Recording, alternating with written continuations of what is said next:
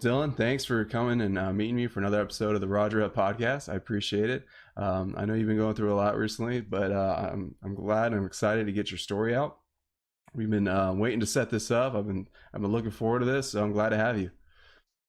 Dude, it's my pleasure. I've been looking forward to it too. It's been a rough couple months, so Yeah, and hopefully, get the word out. And yeah, absolutely, hopefully, and hopefully a lot of people see this, a lot of people hear this, because I think you have a lot of knowledge, a lot of experience to pass on to others. Because I know a lot of guys out there and gals are struggling as well. So, but kind of how I always start these things is basically just asking, because we knew each other from suicide, we deployed together and all that, but we never really we meet each other once we go to the company and check in and everything like that, and that's when the relationship starts, but we really don't hear the background, and until you Mhm. really get to know somebody. So that's kind of like this platform. I want to provide you and everybody who comes on the show an opportunity to kind of explain how you ended up in the Marine Corps. So if you'd like, take a few minutes and tell us about how you ended up as Sergeant Rowe.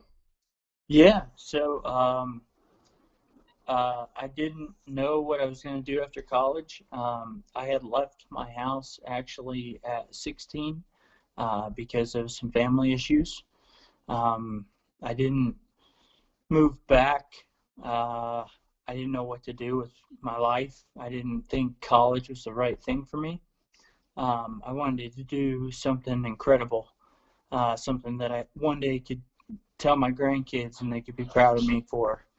And I walked into the Army recruiter actually, and the Army recruiter had his feet up on the desk. He was texting on his phone. He looked up at me and said, "How can I help you?" And I walked right out, walked right in the Marine recruiter's office, and all of them stood up, and they're all like, "Hey, what's going on? How can I help you?" And I was like, "Damn, they look good in uniform." Like, and they're like, "What do you want to do in the Marine Corps?" And I was like, "I want to fight. That's what I want to do." And they looked at me like I was crazy. So I ended up actually waiting, I think like 7 months for an infantry contract because I wouldn't sign the contract until it said infantry option. Hmm. And yeah, that's all I want to do is be an infantryman. Good stuff. That's And it. yeah, so boot camp, SOI, and then you found first unit, first battalion, 7th Marines. Yes. Originally, we were supposed to go to 1-8, and then they said that they needed 0311s for 1-7 out in 29 Palms. And I remember thinking in my head, like, yes, at least I get to stay on the East Coast near home. And then, oh, crap. Oh, we're going to the desert? Man, nobody here screams out in the desert. Yeah. But it was 103 degrees at 2 in the morning when I checked Mm. in suicide in my alphas and carrying all my stuff, and I was like, this is the place we're gonna be, man. Um, but yeah, no, I had a phenomenal team leader. His name was Lance Corporal Butt, and I was like, what? He was phenomenal. He taught me so much about leadership and always being next to next to your men as opposed to thinking you're above them. And I also had an amazing squad leader. His name was Corporal Serrano at the time, and he did the same thing. Uh, we all were equal. There was a mutual respect between us all, but obviously the respect went up with them because I was the boot. So our first tour to Sangin was in 2012. Um, it was very quiet for the first couple of months, and then actually Donnie Hess and I remember having a conversation with him on the steps of our little home. Kind of, it was a concrete building, and I told him, I'm like, man, I don't think this deployment's going to be what we thought it was. Like, I thought we were going to, get some. And he's like, it's that stupid thinking that's going to get you killed, Dylan. And I was like, all right, whatever, Donnie. And sure enough, on the 29th of May in 2012, I was outside of the turret of a vehicle trying to pull down some antennas so we didn't hit power lines. 7 feet in front of me, an 80-pound IED went off. And I swear an angel jumped down and Spartan kicked me in the chest and threw me right back in that turret, keep me alive, because I saw it go off, and it was crazy.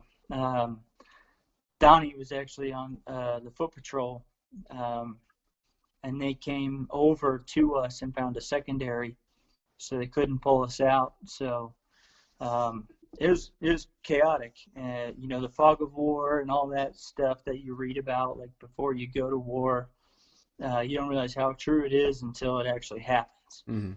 And then it's like, wow, someone just tried to kill us. And I just flew like a basketball into a turret. And yeah, we lost a couple of friends at deployment. It was hard. It was hard on everybody. My best man, Chris Van Etten, he lost both his legs. He's been living a good life now. He just had a little baby. He's married. And then that's about the time that we met, right after that deployment. And then we all went to singing and kicked dirt and stood posts and, Yeah. and then planned for an op that was just out of control and so crazy and chaotic, and we got everyone home safe.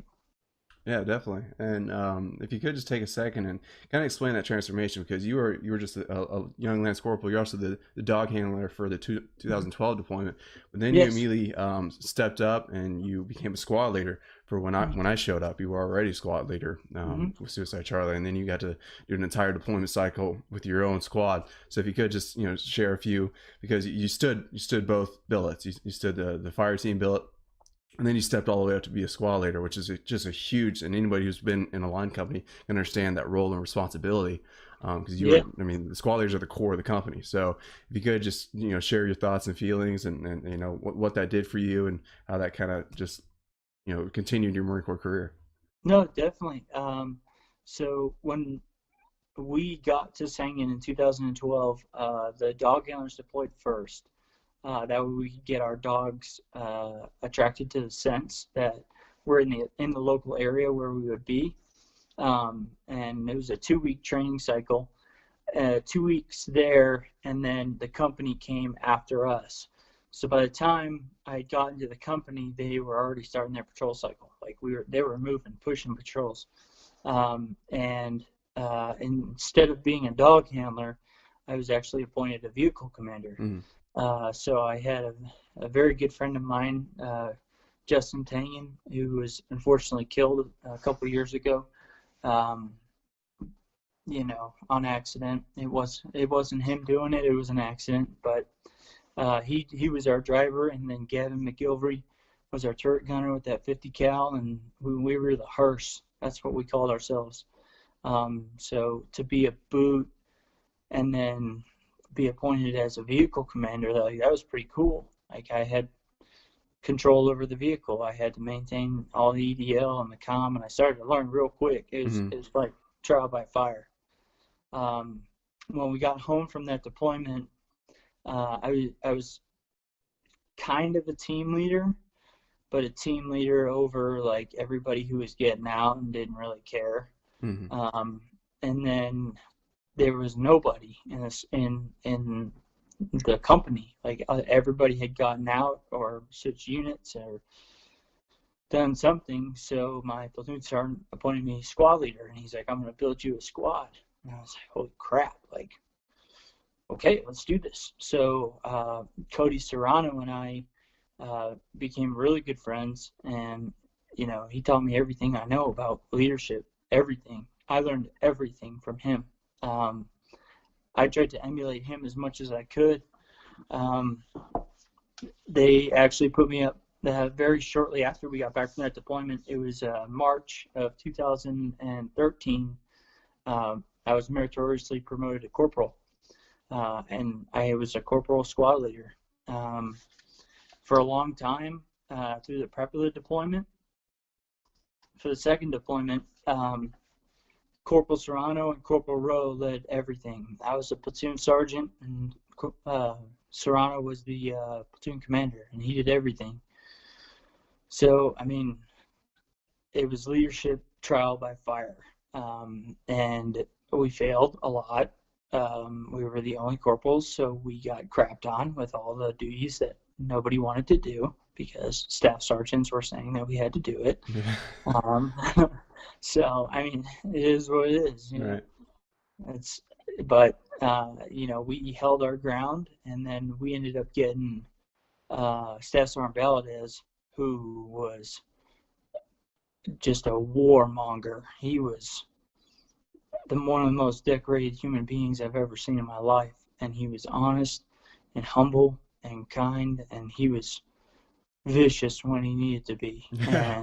And yeah, so I stepped down from platoon sergeant. Serrano, or he became the platoon sergeant, and then Staff Sergeant Valadez became our platoon commander. And then I went off the squad leaders course. Came back, had my own squad, and we just started training. You know how it was, Yeah. nonstop. 100%. Yeah. But yeah, it wasn't until I was a corporal for a little over a year, and I was the only corporal squad leader that was actually maintaining a billet in Sangin. And I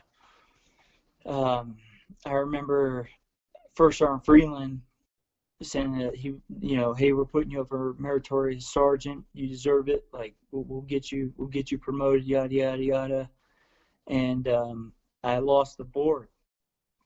And I lost the board to a sniper who was on Leatherneck, who had done no patrols and was eating chow 3 times a day. Like, he had more MCIs than me. That was what it came down to. So First Sergeant Freeland got on the next bird out, went to Leatherneck and fought it with the battalion sergeant major. Came back with a warrant saying meritorious Sergeant Rowe. And they tricked me, and it was so funny because I forgot the armorer's name. He was getting promoted to sergeant, and it was on the 2nd of May in 2014. And I'm like, why is he getting promoted on the 2nd? And why is 1st Platoon standing here? Something's not right. And after he got promoted, he walked off. And then First Sergeant Freeman was like, Corporal Rowe, front and center. I was like, no shit. Oh no. Excuse my language. I was like, oh no. Oh no. I'm in trouble. Yeah. I did something wrong. And then he started reading the promotion warrant, and I was meritoriously promoted to sergeant. And oh dude, it was incredible. It was an incredible feeling. So, but yeah, I mean, the camaraderie and the laughability and just everything that we had while we were in Sangin in our little habs, it was awesome. We had a projector. We had movie nights, like the whole squad, like both squads, all 22 of us. We all laughed together. We all were grumpy together when we had to get up for night post. Like, I mean, it was fun. It was a lot of fun. I enjoyed it. It was, and it wasn't always like you said. I mean, it sucked, but it was also fun. And I still vividly remember. And I remember when they cut the power, all the generators were off. We're about to, exit out of that mother, and there was like a good almost a week, 2 weeks without power, and all we did was we just had each other. That's it. Everybody's laptops started dying, everything. Yep. So all we had was each other, and we'd go out. I remember that we I forgot what side it was, but it was a good little clearing. We would play freaking Ultimate Frisbee like every single day. We just go out there and play Ultimate Frisbee, and we're sitting in Sangin Valley, just outside, A&A are getting fucked up and stuff like that. We're tossing frisbees around, having the time of our lives, and it's just it's crazy to reflect on that and to realize, like, we were in that environment, but we still had each other, and it didn't matter. Like, it didn't. You take all the comfort away from us, as long as you have each other, like, you're gonna get through it, and it's still an amazing time, and you never forget stuff like that. So it's good to remember and put yourself back in perspective, because especially now when you get out, we get caught up and just day to day, we're like, oh, this sucks. It's like, really? Really? Does it suck? No, no, no, it doesn't, buddy. Like, It's suck it up. it's So, not that bad. right. No, you're exactly right. And my wife and I, actually, it's funny that you said exactly what you just did, because my wife said the same exact thing yesterday. Is that you all had each other, and my two best friends, Ben McCabe and Tyler Billiter. Like, I had the greatest times of my life with them, and I missed it so much. And when I left suicide to go to I&I duty to get, repaired, because I was pretty messed up, uh, I didn't ever get that camaraderie back. Right. And, that was, what, 4 years ago, 5 years ago now? It was a Yeah. long time ago. And, there was a lot of really hard times during that deployment that, in particular, one that I'll share. Um, there was an IED blast that had killed 4 of the riders in the Afghan National Army, and we were on React. So we being myself and my Tyler and another Marine, Hoggard, ran to this truck, and it was all mangled up. And I opened the truck bed, and it was just full of body parts and pieces that they had put back together. And yeah, I closed the truck immediately because I saw the look on Hoggard's face. And there was one man who was completely catatonic, and he was still alive. Mm-hmm. And that dash, that I don't know if you remember, it was like 100 meters or 150-meter dash from The huts where to the the. Afghan. Say again? Or, I think we're thinking about two different things. Go ahead. Yeah. Yeah, where the Afghan had their doctors, and then where the helicopter pad was. Yeah. Mm-hmm. So we were like, well, let's get this dude out of here. Call in the bird. Let's go. So they called in the bird, and this dude was still alive. And I remember me and Tyler running this dude all the way back there, just exhausted and sweating and running as fast as we could. And the medical officer had to check him before he went on the bird. It had already landed. The British were there. They were waiting for us to load him up. And that dude had died while we were running him that way. And that was a tough one to eat, because I was like, man, if you had just hung on for Right. 5 more minutes, you would have had the medical attention that you needed. And so Tyler and I, put him in the truck, and the Afghans drove him back to where he was, and he essentially died with all his other friends. Mm-hmm. How they got the truck there, I don't know, because it was in pieces. Like, I mean, they hit a bomb, Yeah. and it was big. But yeah, so there were some of those tough times, but like what you said, that camaraderie, and like those movie nights and playing ultimate frisbee, playing cards, like just joking around, making fun of Hoggard and like all these other guys. Like, our platoon commander thought that me and Billiter hated Hoggard for years. He's like, "Do you guys really like him?" And we're like, "Of course we do. That's why we make fun of him." Yeah. Oh man, good old Hoggard. I miss that Yeah, guy. I miss him too. So I'd like to, I will definitely, dive back into the hard times and the struggles and how we get through that. But I'd like to just spend a few moments, basically, because you basically you took off pretty soon after that 2014 deployment, right? Mm-hmm. And Yes. so actually, I vividly remember, because I was on duty the day you were leaving, because you had me like watch your room or something like that, because they were like just bringing truckloads of crap. Like, you had the most stuff I've ever seen anybody have in a barracks room. But and I remember that was it. It was like, I'm taking off, man. We shook hands, and that was it. Row was off. So that was basically it. And we see each other on Facebook, obviously through the feed. We were friends on Facebook, but I saw a few things you were doing. You went up to Utah, right, to do I&I duty?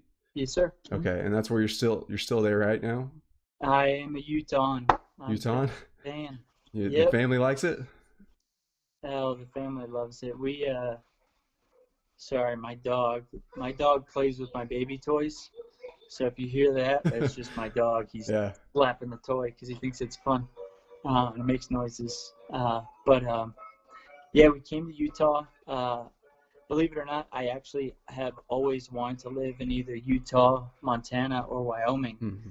And when I called the monitor, because I was up for orders, he's like, "Hey, I have a hot fill and I position uh, in Utah, and I need an 0311 in that spot now." And I was like, "What's I and I?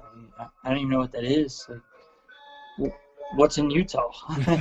So I went to Staff Sergeant Valadez, and he's like, "Take it." I said, "Yes, Staff Sergeant." I took it.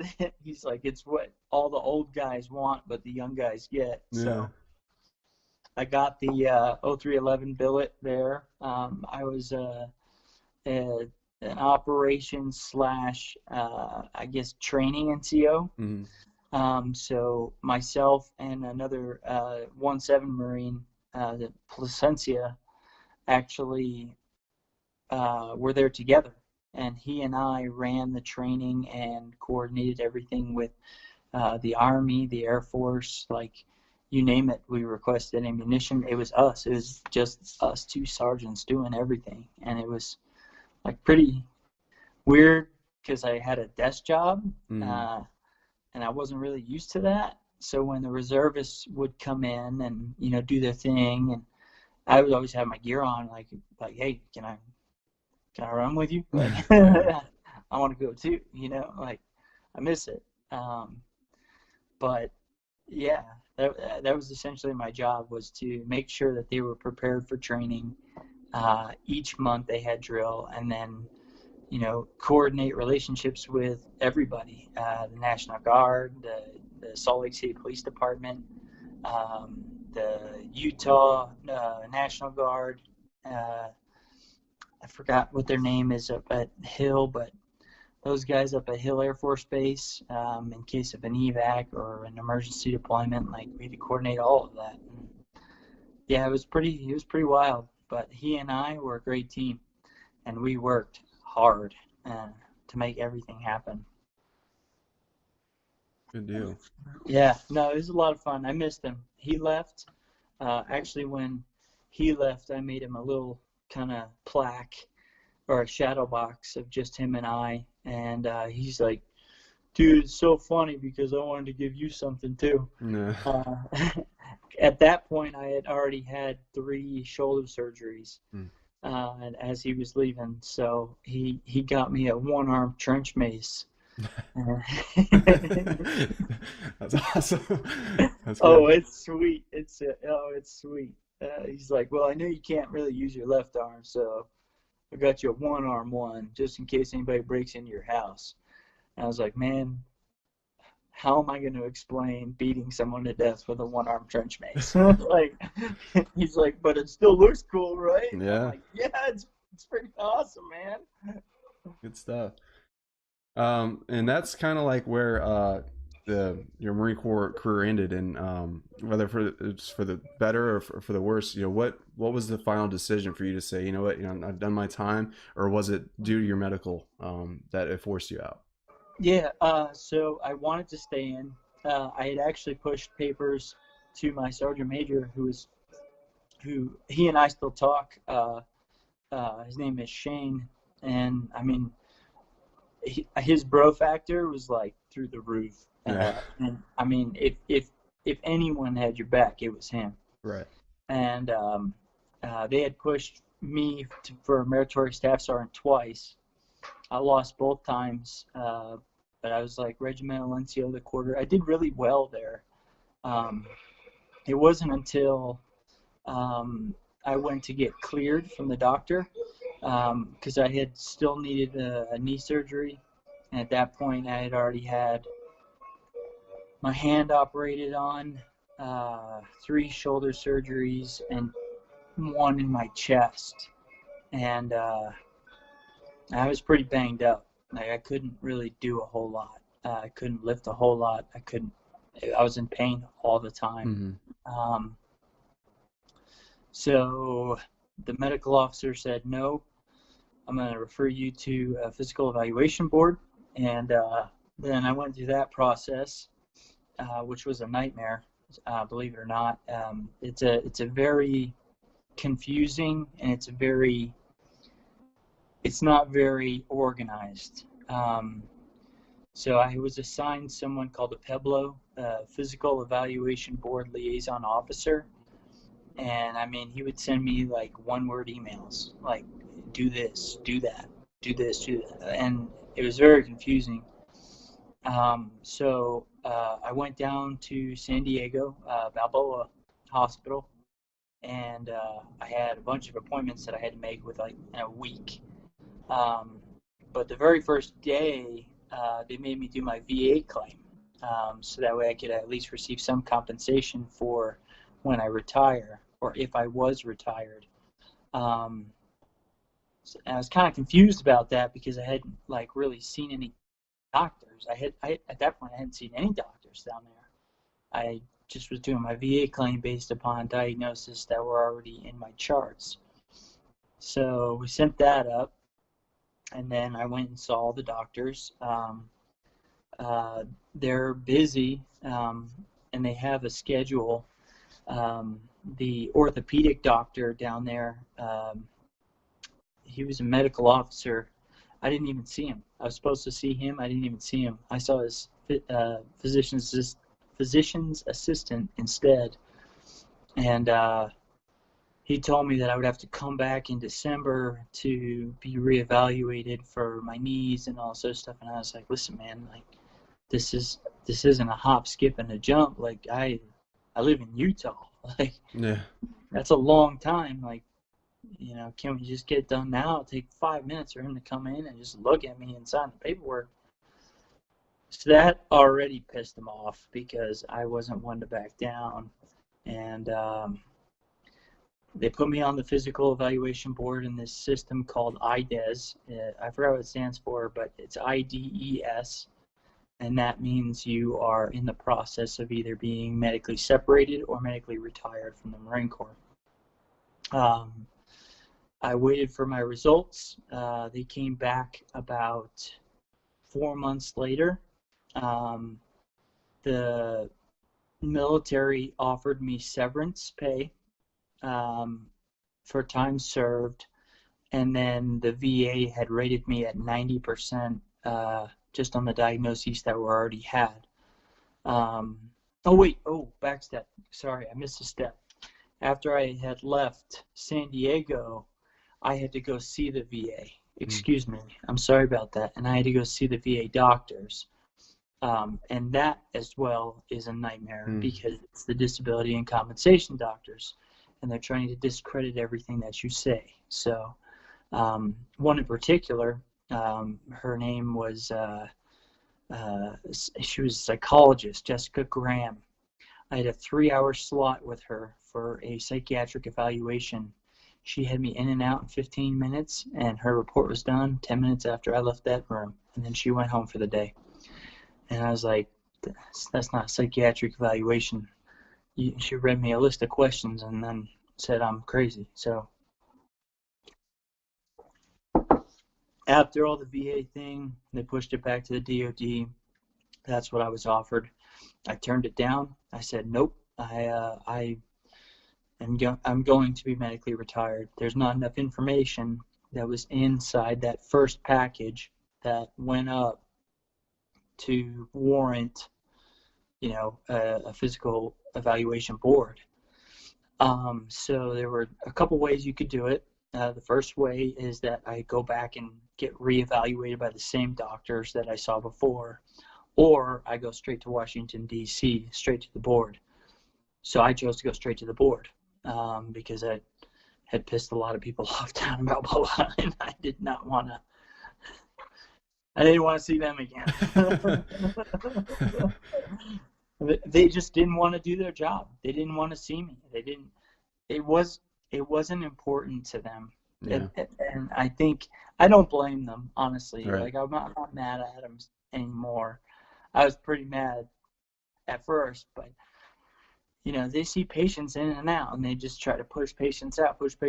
But really, like, this isn't just me. Like, this is my wife. This is Mm. my 2 kids.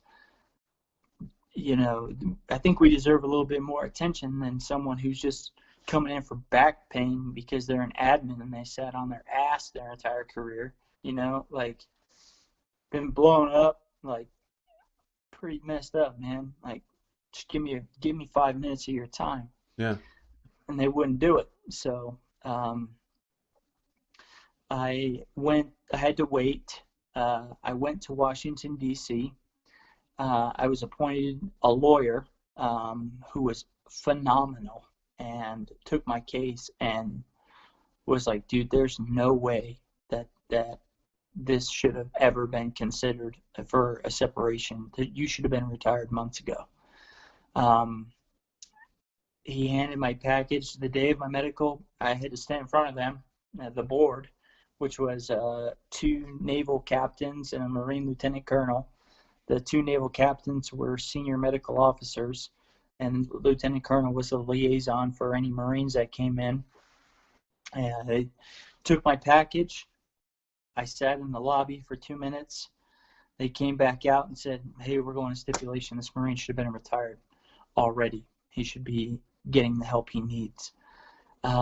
So they said, we'll go through the formalities. We'll make sure that you're taken care of and that you're okay with what is happening and you accept the terms.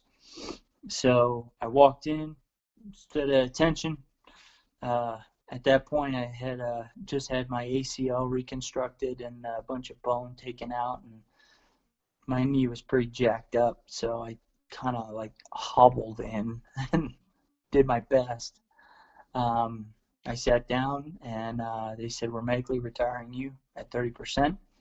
1 for my hand, or 10% for my hand, because this hand almost got blown off in that IED blast, and it still hurts tremendously. And then 20% for my shoulder. We're having 3 major reconstructions on it, and it's still in pain. Mm-hmm. Sorry if I'm rambling. No, dude, no, this is actually incredibly like valuable information, because I know there's a lot of guys going through like, separation good. medically and stuff like that, and this kind of information is exactly what I want people to be able to hear, and I want to be able to highlight this and to hear that from somebody I know, because like my brother was medically separated too. Yeah. He got hit by a car, but Holy he had crap. to go through the exact same process you went through. He had to Yeah. stand in front of the medical board at DC, and so just hearing it again, but this kind of information is extremely useful to those who are going through that process right now. There could be a Marine just like you who's going through the exact same thing, where he feels like, no, I should have been reevaluated, at a much higher standard than what I was, and Yeah. it sucks, and they might not know what to do. But if Yeah. we can somehow get this to them, and they can hear your story, and maybe that can help. So please, take as much time as you need. Yeah. Well, I mean, you're exactly right, man. It was very tough. My Pueblo was not responsive at all. Any questions I had, he would never answer me. At this point in time, I was having some issues with my chain of command. They looked at me as weak. I had come out to them, to my commanding officer, and said that I was struggling with PTSD and that I'd been taking medications for 18 months at that point. And, I had a bunch of panic attacks and I didn't know why. And I'm going to be going through more invasive therapy for it. So just so you know, I'm going to have more appointments. And they immediately all turned their back on me, to include all the NCOs, which I was shocked. There was, a couple that would talk to me here and there. A couple came to my house, and helped me with my flooring and all this other stuff, and I appreciate that and love them for it. But, it's hard to forget that they turned their back on me. And it was something that, if Tyler and Ben and you and Donnie, if all you guys had been there, I would have known that. No, there's no way. There's no way anyone would have turned their back on me. So I largely faced that alone. Going to the VA appointments, I had no idea what was going on. They handed me a schedule and a calendar and said, if you miss the appointment, then you won't get this rated on your disability claim. So here I am trying to navigate all over the VA to try to find where these appointments are. And you're active And duty at this point too, right? I'm active duty. Yeah, I Yeah. was still active duty, and I was being heavily medicated with narcotics Yeah. for pain for 3 years actually. It was tough. It was so stressful. I had to write so many rebuttals. I had to write reports stating what this officer had done or what this person had done at the VA and like all this stuff. I had to write reports and rebuttals against statements that were made on the medical officer that put me on the medical board, because all that guy did, he clicked pain in left shoulder. That's it. Mm-hmm. Like, didn't even look at anything else in my medical chart. He just clicked pain in left shoulder, and that's why I was put on a medical board. And it went far deeper than that. So if there are people that are going through this alone, like I did, do your research, read the orders that state exactly what this process should be, and get yourself educated on it, because when you write those rebuttals go up and they raise attention. I called out a commander in the Navy for a false report because he never saw me. It was his physician's assistant that saw me, yet somehow he had put me on medical board. It took him 32 days and a full bird captain to come down and say to him, answer the rebuttal. That dude wrote one sentence saying that he stands by his decision. And it was like, dude, if you'd have done that a month ago, like, that would have been fine. Like, Yeah. I don't care. I really don't care what you have to say. I'm not going to change your mind, but Right. I'll fight you. I will fight you to the death. And I did. I articulated my reports with facts, not feelings. I stated orders, and I stated, paragraphs of both Naval and Marine Corps orders of the whole medical disability and retirement process. And I educated myself. I also, something that they told me to do was to just let it happen. Just let it happen. We'll wait. Just wait. Let it happen. Everything will be taken care of. And That dog. That's so Ruger, funny. he's so funny. He's such a pup. He just smacks it and lets it run. But That's awesome. I'm not one to wait. So I was making phone calls. I was writing emails. I was trying to find second and third steps of what I need to do, because I'm not fighting for me. I'm fighting for my family at this point. I had already experienced the pain that I was in. It's not going away. There's nothing they can do. I want my family to be taken care of. Right. And I felt like my time in service had warranted that. Mm-hmm.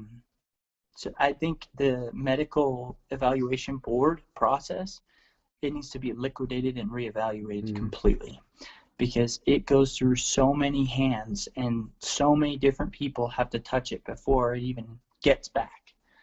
I've been retired for 3 months now, and I still haven't even received a single VA paycheck. Yeah. Not a single one. And I've made calls to the VA. I've called the governor's office of Utah. I called the senator's office of Utah. When I called the governor, actually, someone from the VA called me like an hour later, which is really It's funny how that works, right? Funny how that works, right? Yeah. And he tried to pass me off to a veteran service organization. He didn't even want to help me. He just was like, hey, here's your assets available to you. And I was like, listen, bro, if you think I haven't been through this process enough, this is now 2 years that I've been fighting this. Mm-hmm. So I'm done with it. Don't pass me off to a veteran service organization. Give me my damn disability rating and give me my damn money. Mm-hmm. Like, my family is struggling. We have a credit card now. Like, I've never had a credit card in my life. Mm-hmm. and we had a credit card because we have to pay bills to keep lights on and keep my girls warm at night and keep Mm-hmm. food in their bellies. My 18-month-old, I mean, if you gave her a brick, I'm pretty sure she'd eat it. Like she's a tank, doesn't stop. That's awesome. I know, you know how that feels. Like Yeah, it they just just doesn't stop. yeah. Like, man, if I didn't have to worry about the mortgage every single month, then maybe I'd be a little less stressed and I could calm down a little bit. Right. But the whole process was very confusing. Anyone I emailed, they wouldn't tell me. Even with the VA, they don't answer your questions. So if you ask for your disability rating, they don't answer. They have a script that they have to read if someone asks that. So it was December 4th. I think it was, yeah, December 4th. I called the VA hotline and I asked this woman for my disability rating, and she said, "Sir, we'll mail you out a packet with your disability rating and all this other stuff on it." And it says actually right here that your packet was mailed out on October 23rd when your claim was completed. And I was like, "Okay, great. Yeah. What date is it?" And she's like, "Oh, it's December 4th. I was like, "Yeah, it's a pretty long time to wait for a packet that's supposed to be in the mail 7 to 10 days, right?" So they sent me another one. I still haven't received it. And it's the 15th or this 15th or 16th of December now, somewhere around there. It's a crazy process, and Yeah. there's really nothing that anyone can do about it. Right. It's just there, like, and you just have to wait. I called and I called and I called, and I spent so many hours writing reports and letters and emails, and it got me literally nowhere Yeah. but piss people off.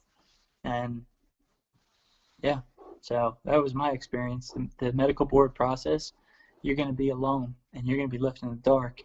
And if you firmly believe that you deserve more, appeal it.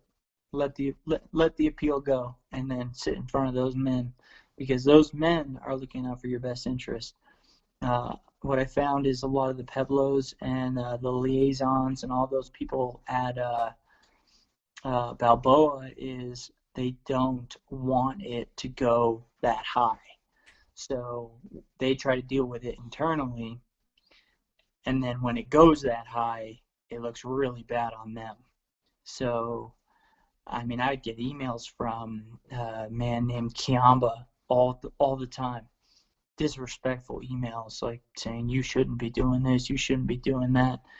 And pardon my French, but I'd say F you. Yeah. Like, Go fuck I'm yourself, gonna do dude. I'm gonna do what I want, Yeah. and I'm gonna get what my family deserves, and I'll run straight through you.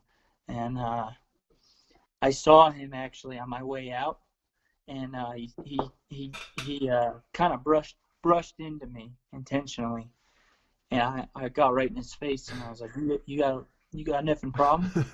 And then everybody in the office stood up and was like, "Whoa, hey, calm down, calm down." And I was like, "Okay, that's how it's gonna be, then that's how it's gonna be."